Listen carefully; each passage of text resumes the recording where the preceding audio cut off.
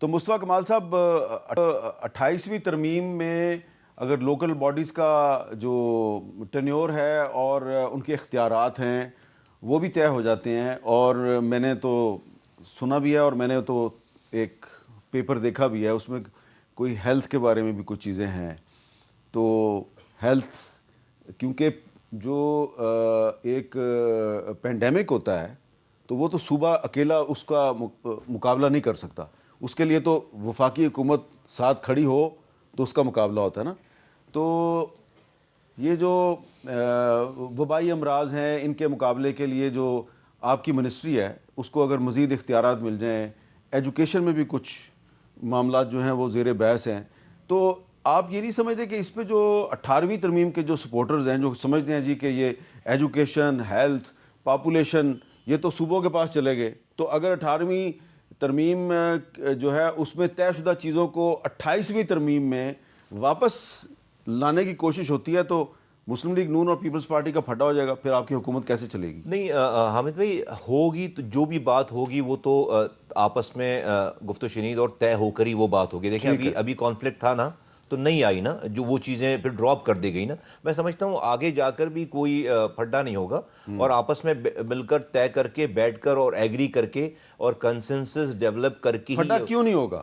میں سمجھتا ہوں کہ جب آپ بڑی چیزوں کو اٹھا کے اب کسی لاجک پہ بات کریں گے، شاید مجھے لگتا ہے کہ ابھی کچھ پارٹیز نے اسپیس ہی نہیں دیا بہت زیادہ گفتگو اور بات کرنے کی. اگر لاجکلی بات کرتے تو اس میں بھی جو ہے وہ رستہ نکل سکتا تھا. جب بھی میں کہہ رہا ہوں کہ بار مجھے سلور لائننگ یہ نظر آتی ہے حامد بھائی کہ پاکستان نہیں چلے گا، نہیں چل رہا. ایک مثال دے دوں چھوٹی سی.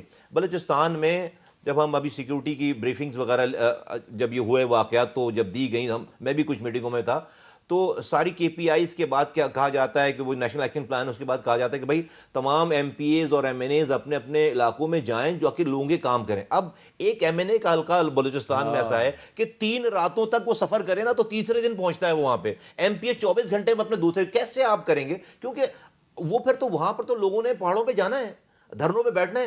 وہ جو اگر آپ یونین کاؤنسل لیول پر وہیں پر 12-15 لاکھ روپے مہینے کے آتے ہیں، وہ چھوٹے موٹے کام کرتے رہے، ڈیوالو کریں، تو کوئی بھی پھر ان کے پاس کھونے کے لیے بہت کچھ ہوگا.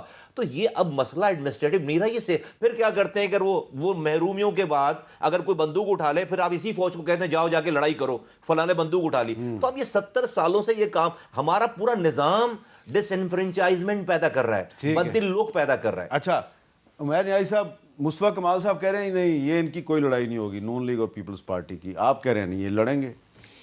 دیکھیں جہاں اتنے ڈیپ روٹڈ انٹرسٹ ہوں، جہاں ڈائنیسٹیز کی سروائیول کی بات ہو، نہیں وہ سپیس دیں گے. دیکھیں پاکستان کا المیہ کیا ہے، پنجاب جیت لو مرکز میں حکومت بنا لو، سندھ جیت لو کولیشن پارٹنر بن جاؤ.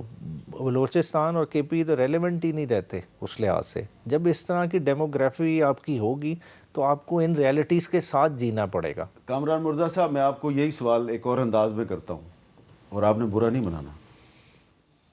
کیا آپ یہ نہیں سمجھتے کہ پیپلز پارٹی اور مسلم لیگ نون عمران خان کو اندر رکھنے کے لیے اس طرح کی ترامیم لاتے رہیں گے اور آپ ان کا کچھ نہیں بگاڑ سکیں گے؟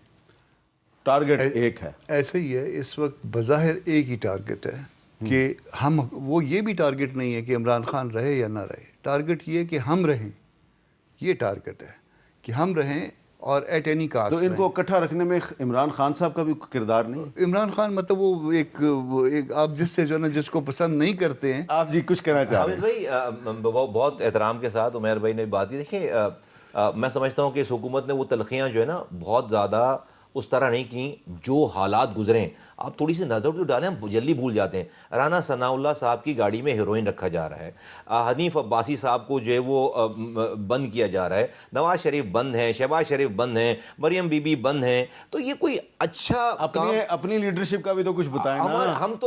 ہمارا تو ڈومیسائل ایسا ہے کہ ہم پر تو بنتا ہے. ہمیں تو کہتے ہیں کہ ہمارا ڈومیسائل ایسا ہے کہ وہ کہتے ہیں نہیں بھائی یہاں کی تو کوئی پرواہ نہیں ہے. آج بھی ہمارے 107 لوگ جو ہے وہ لاپتہ ہیں، مسنگ ہیں. وہ تو ہم اپنی بات تو کرتے، لیکن ڈیفینیٹلی ابھی تو بات ہو رہی نا، تو ایسا کچھ جو ہے وہ اس طرح کی ریئیکشنز جو ہے میں سمجھتا ہوں کہ نہیں ہوئے. اچھا کراچی کے لوگ کہیں گے کہ جب مصطفیٰ کمال نے اعتراف کیا کہ ہمارے آج بھی 107 لوگ لاپتہ ہیں تو حامد میر نے یہ کیوں نہیں پوچھا کہ آپ نے تو مسلم لیگ نون سے وعدہ لیا تھا کہ آپ کے لاپتہ لوگ بازیاب کرائیں گے، تو وہ کہاں ہیں؟ حامد بھائی ہمارے پاس نہ بندوق ہیں اور نہ اتنے نمبرز ہیں کہ ہم جو ہے وہ لوگوں کو تھریٹ کر سکیں خدا نخواستہ. ہماری روزانہ کی گفتگو ہے.